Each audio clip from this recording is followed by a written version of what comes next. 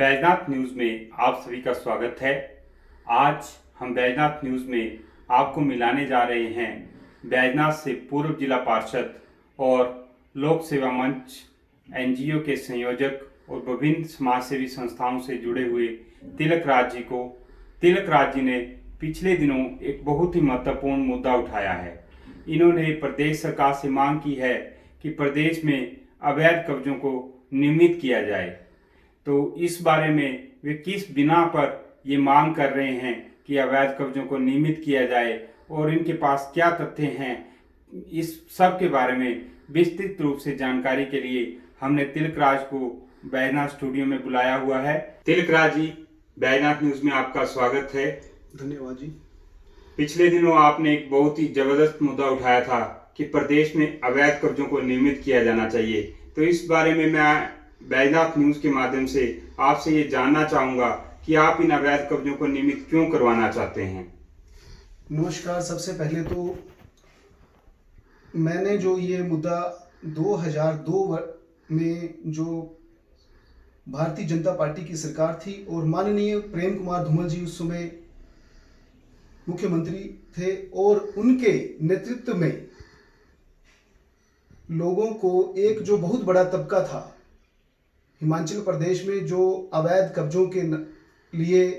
लोगों को उस समय ऐसा प्रतीत होता था कि सबने अवैध कब्जे किए हुए हैं और उनकी जो कुछ परेशानियां थी, जैसे कईयों ने मकान बनाए थे, दुकानें थी, उनके आंगन थे और छोटे छोटे ऐसे जो खेत हैं उनके जो घरों के साथ लगते थे, उसको लेकर कई बार मुझे जो जानकारी प्राप्त है उसके अनुरूप मैं आपसे बात रखना चाहता हूं कि जब माननीय मुख्यमंत्री जी को इन बातों की जानकारी मिली और उस समय राजस्व मंत्री माननीय डॉक्टर सुशांत जी हुआ करते थे, उन्होंने भी इसके लिए बहुत प्रयास किए और इसके लिए कानून में प्रावधान किया गया और इसके लिए सारी कार्यवाही जो शासन द्वारा प्रशासन द्वारा की जानी थी इनको नियमितीकरण के लिए और वो सारी कार्यवाही की गई और इसके लिए जो शासन और प्रशासन ने जो कार्यवाही की और लोगों से फाइलें बनाने की जो प्रक्रिया चालू की, उसमें लगभग पूरे हिमाचल में 2-3 लाख लोगों ने आवेदन किया, जिसमें मैं मूल रूप से बैजनाथ की बात कर रहा हूं क्योंकि मुझे विस्तृत जानकारी जो अपने क्षेत्र की है इसलिए मैं बैजनाथ के लिए ज़्यादा महत्व दे रहा हूं। क्षमा करें मुझे, बाकियों के लिए भी इसमें जब ये अगर किसी स्थिति में ये बात आगे तक पहुंचती है निर्णायक स्थिति तक तो इसका लाभ सबको मिलेगा। तो मूल बात यह है कि जब ये बात आगे रखी और लोगों को इस फाइलों को भराने के लिए जो कार्यवाही शुरू की गई तो शुरू में 50 रुपये शुल्क और इसमें शासन प्रशासन की पूर्ण भागीदारी थी और उनकी मानसिकता लोगों के हित में थी और वो चाहते थे कि सब जो लोग इस पीड़ा से,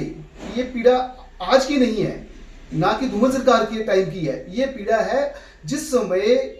हिमाचल का जिला कांगड़ा जो है वो पंजाब से कटकर हिमाचल के साथ विलय हुआ था, ये उस समय की पीड़ा है। और मैं आज इस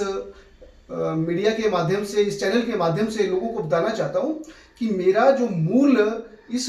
उद्देश्य जो इस बात को रखने का है, नियमितीकरण का है, वो आज का नहीं है, 2000 का नहीं है, ये है जब से जिला कांगड़ा का हिमाचल के साथ विलय हुआ था और उसमें जो कमियां रह गई थी उनको पूरा करने का है। तो जिस समय फाइलें लोगों से भराई गई और उस समय उनसे 50 रुपये शुल्क जो लिया गया था उसमें 30 रुपये पटवारियों को दिए जाते थे और 20 रुपये सरकार के खाते में जाते थे। 50 रुपये ही खर्च नहीं आया आर्थिक रूप से, उनका कम से कम उस समय एक फाइल के लिए 2000, किसी का 3000, 5000, क्योंकि कई भिन्न भिन्न स्थानों से आते थे और उस समय जो परिस्थितियां थी उन लोगों को ये आशा जगी थी कि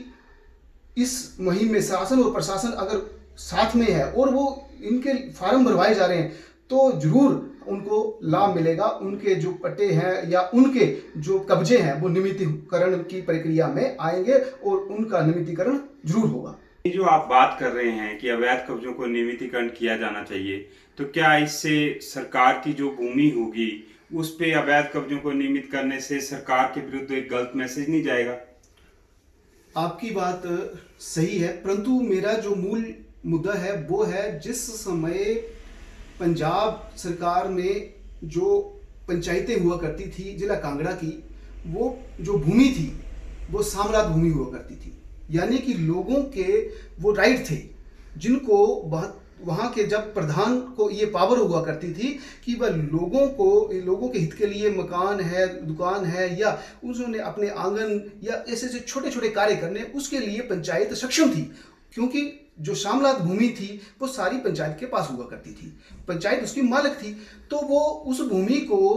देने के लिए सक्षम होने के साथ साथ वो लोगों के छोटे रोजमर्रा के लिए इन चीज़ों को जो मैंने बताई आपको, उनके लिए वो दिया करते थे। और साथ ही और वो जो पटे थे, कई बार वो कागजी लिख कर दे देते थे, कई बार जुबानी दे देते थे, क्योंकि उस समय का जो परिस्थितियां थी वो वैसी थी कि प्रधान से बातचीत करने के लिए आम जनमानस में एक बहुत बड़ा गैप हुआ करता था, जिसका और उस समय जब पंजाब का और हिमाचल का जो जिला कांगड़ा का विलय हुआ, तो उस समय जो 19 लैंड पंजाब का जो कॉमन विलेज लैंड एक्ट है, उसमें ये प्रोविजन रखा गया था कि जो वहां की वास्तविक स्थिति है, जिसने लोगों ने कब्जे किए हुए हैं, उनको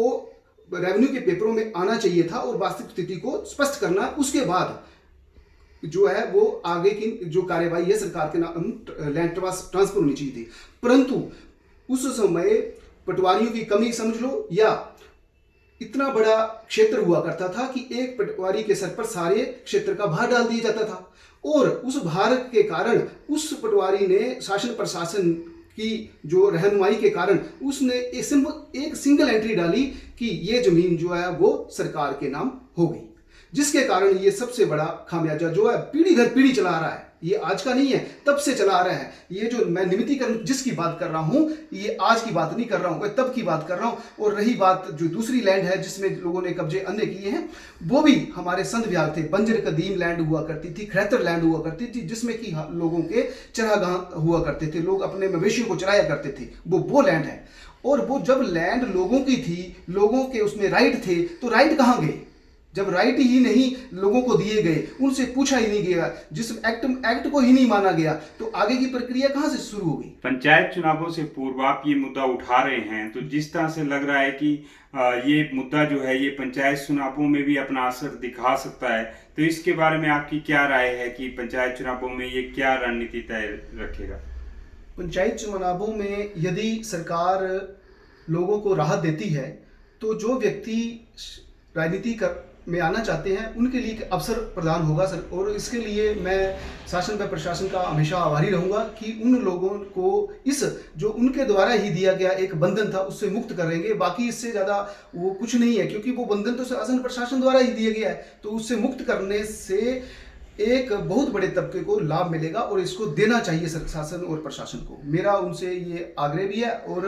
अनुरोध भी है। इस सब को लेकर आपकी क्या रणनीति रहेगी? आप समाज सेवी भी हैं और आप अपने एक लोक सेवा मंच के आप संयोजक भी हैं, तो आप इसके लिए आगामी रणनीति क्या निर्धारण करना चाहते हैं? अगर सरकार इसमें कुछ नहीं करती है तो आपका लोक सेवा मंच क्या रणनीति निर्धारित करेगा? इसके लिए सर्वप्रथम हम एक कमेटी का गठन करने जा रहे हैं, जिसमें जो लोग 2002 में जिन्होंने आवेदन किए थे भूमि निमित्तीकरण हेतु, वो सभी उसमें सदस्य माने जाएंगे। वो अपनी मेरे साथ दूरभाष द्वारा संपर्क कर सकते हैं या किसी भी साधन से मेरे से संपर्क करके अपनी रजिस्ट्रेशन करवा सकते हैं। और साथ ही जो व्यक्ति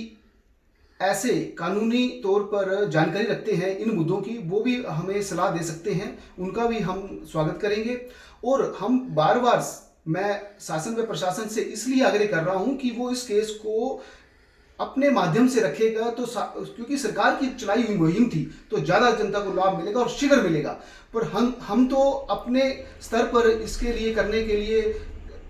जब लोगों ने पिछले 18 वर्षों से ये सहन किया है, तो मैं तो उनके लिए इस कार्य को लेकर पीछे हटने में एक कदम भी नहीं रखूंगा। और जहां तक होगा तो शासन प्रशासन का सहयोग लूंगा और इसको उच्च न्यायालय में रखूंगा और लोगों को न्याय के लिए आखिरी सांस तक इनके साथ रहूंगा। बैजनाथ न्यूज़ के लिए समय देने के लिए तिलक जी आपका बहुत बहुत धन्यवाद। हम आशा करते हैं कि आपकी ये मुहिम रंग लाएगी और जिन लोगों पर ये अवैध कब्जे का कलंक का धब्बा लगा हुआ है वो इससे उबर पाएंगे। आपकी इस मुहिम से उनके नियमितीकरण प्रदेश सरकार वैध तरीके से कर सके, उन्हें उनके रहने के लिए आसरा मिल सके, उनके बिजली के मीटर या पानी के मीटर नियमित हो सके और वो एक आसरे में रह सके। इन शुभकामनाओं के साथ बैजनाथ न्यूज़ आपका हार्दिक धन्यवाद करता है। बैजनाथ न्यूज़ के लिए कैमरामैन ओमनी डिक्की के साथ अंकित सूद, बैजनाथ।